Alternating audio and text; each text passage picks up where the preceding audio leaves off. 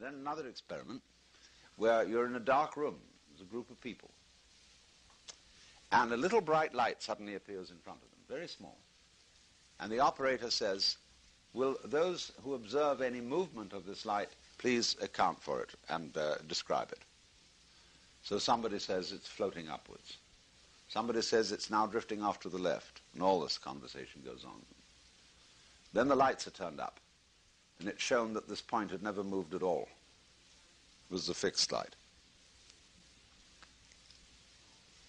So there are all kinds of things. I mean, Ames only scratched the surface of what we see because we believe in it.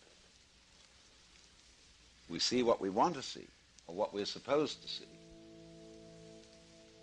and are not really very aware of what's going on. Now, all stage magic is based on this. And this is why one can learn a great deal about mysticism from stage magic. What the magician does is he persuades you to see what you expect to see. But in the meantime does something completely unexpected. Your attention has been misdirected. He says, look at this. I want you to look at it very carefully because we don't want any hocus pocus around here. See? So I want you to examine this thing I'm showing you and be sure there's no hocus pocus. Meanwhile, he's doing something that you don't notice at all and laying a trap. So that when you understand the nature of stage magic, you think, God damn it, how simple that was. Why didn't I see? Why was I such a fool as I overlooked this idiotically simple trick? And the best tricks are the simplest and don't involve complicated apparatus at all.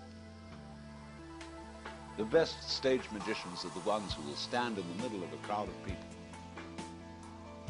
you know, with no stage hocus pocus or wires or trapdoors or anything like that. And right under your nose will use a pack of cards or a few coins to do things that flabbergast people totally. And all those things are extremely simple, once you know. And so that's very much like being enlightened. Having Satori. When you get it, you think, oh, for heaven's sakes, why didn't I see that? I mean, how obvious.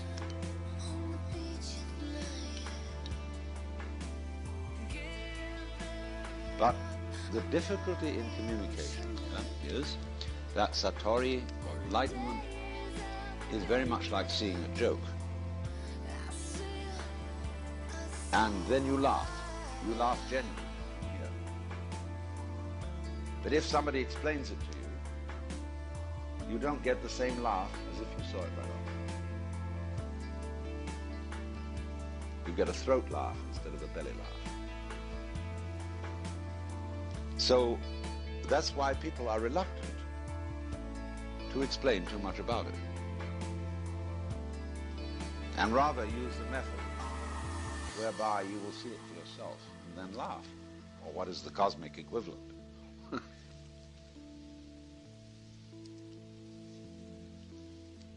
So therefore, we are, most of us, in a state of hypnosis, induced by the incantation of language, the enchantment, the spellbinding. And when one speaks of awakening, as say in Buddhism, one speaks of the Buddha as the awakened one, it means, therefore, dehypnotization. Coming to your senses. But of course, to do that, you have to go out of your mind.